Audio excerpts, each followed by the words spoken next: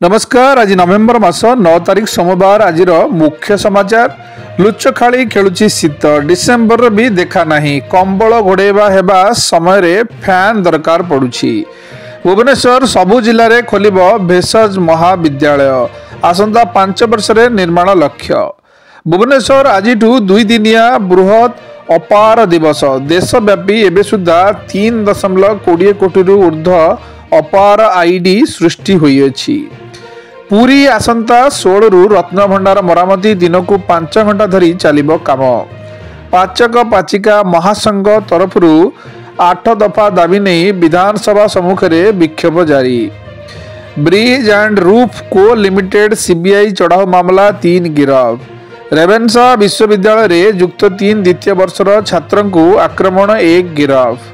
भुवनेश्वर देवोत्तर विभाग कर्मचारी अभाव 199 पदरू 136 पद खाली। चंद्रशेखरपुर शिखरचंडी रे 5 टिकिया हाथीपल दंता हाथी मंदिर जाए आसीथिला। भुवनेश्वर सरकरंता रेल फाटक निकट रे अघटन। गेट कीपर को पिटिले 2 मद्यप। नारायणपाटना 2 बाइक मुहांमुही जड़े मृत 2 जन गुरुतर। ढेंकानाल सापुआ नदी रे भासुची मला माछ पानी रे केही कीटनाशक पकाइथिबा संदेह।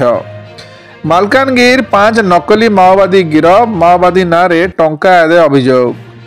बलांगीर तुसुरा थाना पुलिस थाना भितरे आक्रमण। पुलिस पक्षपातिता नहीं पिटिले जनसाधारण।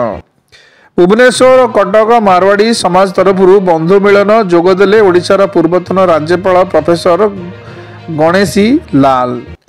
केंद्रीय डेपुटेशन ने जिबे आईपीएस टीएस कुटे। बीएसएफ आईजी भावे हेबे बदली। कटक रे ट्रेन ट्राजेडी। ट्रेन ड्रेन पाख पाचेरी भुसुड़ी जड़े मृत 4 आहत।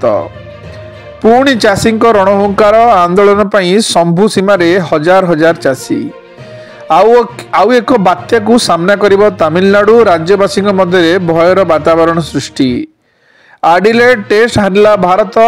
10 विकेट रे द्वितीय टेस्ट मैच जीतिला ऑस्ट्रेलिया। भारत को आसीथिबा एफडीआई 1 लाख कोटी डॉलर पार। सिंगापुर आसी सबुठु अधिक निवेश। विद्रोही कब्जा रे सीरिया राष्ट्रपति बशर अल असद 24 वर्ष शासन हेला अंत।